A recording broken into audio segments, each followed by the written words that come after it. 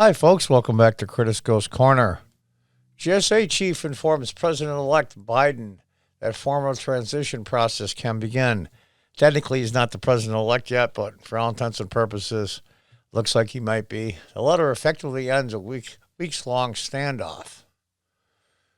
U.S. General Services Administration Chief Emily Murphy informed President-elect Joe Biden, President soon-to-be-elect Joe Biden, on Monday that her agency has formally asserted him as the apparent winner of the 2020 presidential election and would move ahead with transition proceedings. The letter effectively ends a week-long standoff in which Biden transition team accused Murphy and her agency of withholding critical transition resources needed for a smooth transfer of power. Yeah, like they did with Trump. God, these guys are such hypocrites. Trump has yet to concede the 2020 election. Conceding is not a legal requirement. I don't know why they keep pounding about this. Yeah, what he's doing, what the legal things that he are doing, maybe futile. Yeah, maybe, but that's just his style. He's a fighter. He fights to the bitter end. Please know that I came to my decision independently, based on the law and available facts, Murphy said in a letter to Biden.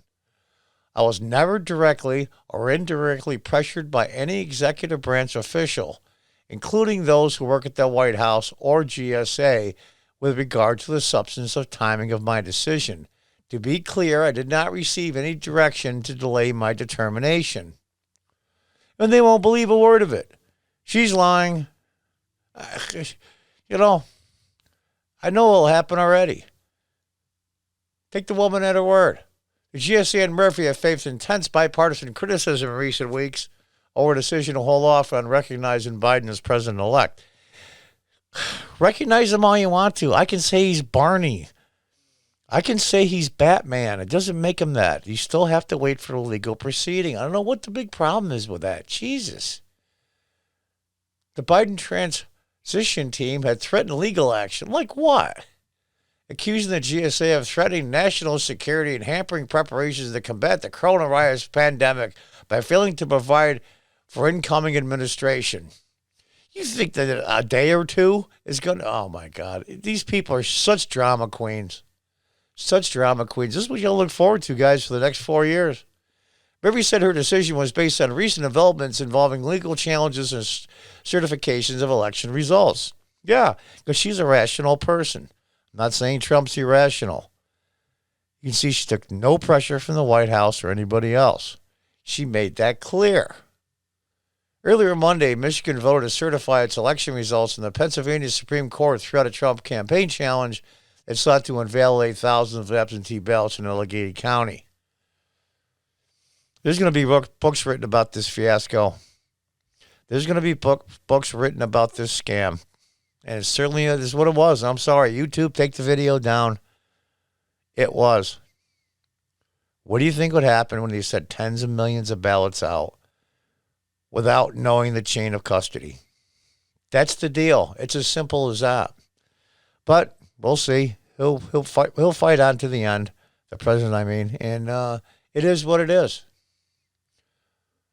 In a series of tweets, President Trump thanked Murphy for handling of the ascertainment process since Election Day. I am not familiar with that word. The president pledged to continue his legal challenge of election results, which is his right. That's his right. I want to thank Emily Murphy at GSA for her steadfast dedication and loyalty to our country, Trump wrote on Twitter. She has been harassed, threatened, and abused, and I do not want to see this happen to her, her family, or employees of GSA. Our case strongly continues. We will keep up the good fight, and I believe we will prevail. That's the way he always rolls. Well, what's the big shock of everybody? He's putting democracy at risk. What a crock of crap. We have one of the strongest constitutions. It's under attack right now, but we have one of the strongest constitutions in the world.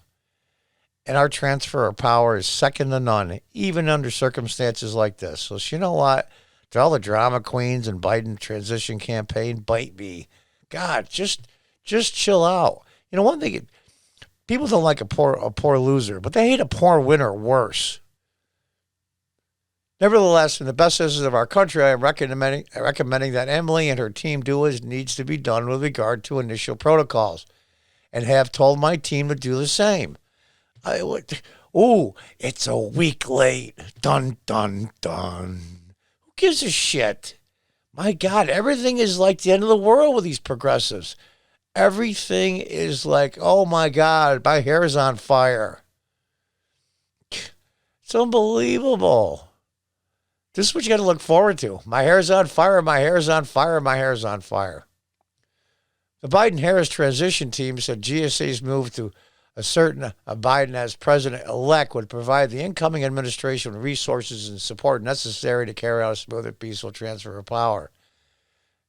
The final decision is a definitive administration action to formally begin the transition process with federal agencies, the Biden-Harris team said in a statement. In the days ahead, transition officials will begin meeting with federal officers to discuss the pandemic response.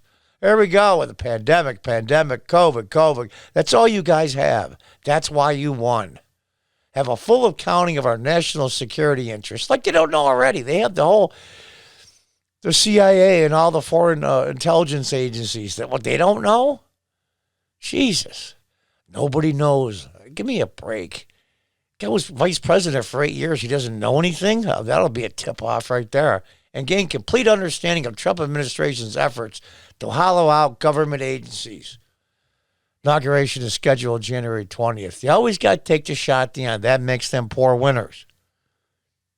Poor winners. Just piss off some more people with a shot. You couldn't just leave it. You couldn't just leave it like it was. You can't. And this is where you guys are doomed. You are freaking doomed. The woman that runs GSA, as Trump said, did a fantastic job. You didn't hear even slightly give her a hard time. But you got to take the shot at the end. Okay, guys. You want to roll around the mud? You want to roll around the dirt? Trump's just the guy to do it. You didn't learn your lesson from last time. You didn't learn your lesson. You ran a stealth campaign because you knew the mail would bail you out. Okay. I'll give you that. It was a brilliant strategy. Brilliant strategy. And just like a magician showing how he does a magic trick, you can never use that one again.